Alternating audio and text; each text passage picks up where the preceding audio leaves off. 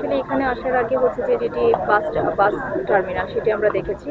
সেখানে আমাদের কাছে ছোটখাটো কিছু অভিযোগ এসছে এবং আপনারা দেখছেন যে আমাদের সামনে বাস মালিক সমিতির সভাপতিকে আমরা নিয়ে ঘুরছি এবং আমরা তাকে আমাদের যে প্রয়োজনীয় নির্দেশনা পুলিশ সুপার মহোদয় এবং আমার পক্ষ থেকে আমরা তাকে দিয়েছি এবং তিনি আমাদের অ্যাসিওর করেছেন যে তিনি এই জিনিসগুলো ব্যক্তিগতভাবে দেখভাল করবেন, ছোট যে অভিযোগগুলো আছে সেটি আসবে না বলে তিনি আমাদের প্রতিশ্রুতি দিয়েছে।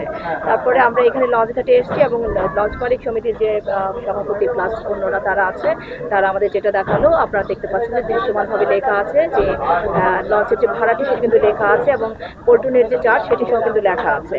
এবং আমরা আমাদেরকে তারা দেখালে যে তাদের সার্বিক প্রস্তুতি, সেটা নিরাপত্তার কথা যদি আমরা বলি, বাতিগুলো ঠিক থাকা, কয়া থাকা পর্যাপ্ত পরিমাণে, তারপর হচ্ছে যে তাদের লাইফ জ্যাকেট থাকা এবং এখানে কিন্তু একটু ব্রেস্ট ফিডিং কর্নার আছে এবং 3টি টয়লেট আছে। আমরা তাদের নির্দেশনা দিয়েছি যে এই 3টি টয়লেটের মধ্যে একটি হচ্ছে মহিলাদের জন্য আলাদা করে ডেজিগনেটেড করে দেবে, তারা আমাদের সেটা অ্যাসুরেন্স দিয়েছে। আমরা এটা দেখবো যেটা প্রতিপালিত হচ্ছে কিনা।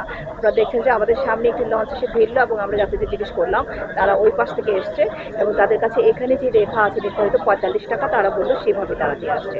তো আমি এক্ষেত্রে আমি বলবো যে আমাদের লঞ্চ মালিক সমিতির পারফরমেন্সটা এখন পর্যন্ত আমাদের আজকের অবজারভেশন তো ঘাটের উপরে নয়, আমাদের নৌ পুলিশের যে টহল স্পিডবোট কিন্তু ইউনিফর্ম পরে কিন্তু তারা টহল করছে।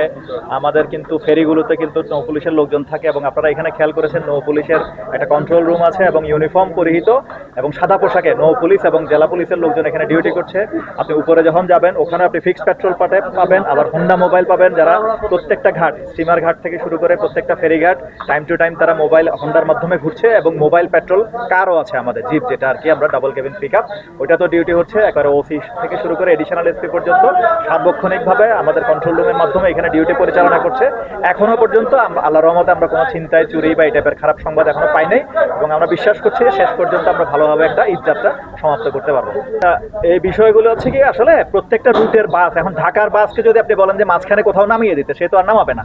প্রত্যেকটা বাস মালিক সমিতির কিন্তু নির্ধারিত রুটের গাড়ি আছে, রুটের গাড়িগুলো রুটের মতো করে চলবে।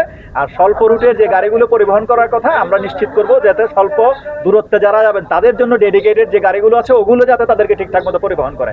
এখানে যাত্রী ভোগান্তির কোনো সুযোগ নাই। আমাদের পুলিশের যে কন্ট্রোল রুম আছে, এখানে নির্বাহী ম্যাজিস্ট্রেটরা আছেন, সবাই মিলে আমাদের সবারই একটা উদ্দেশ্য যে ঈদযাত্রা সবার যাতে কম ভোগান্তির হয়, তুলনামূলক আনন্দের হয়। আমরা এটাই এনশিওর করবো। এখানে অন্যায় বা অন্য কিছু যদি আমাদের নজরে আসে, সাথে সাথে আমরা অ্যাকশন নিব এখানে।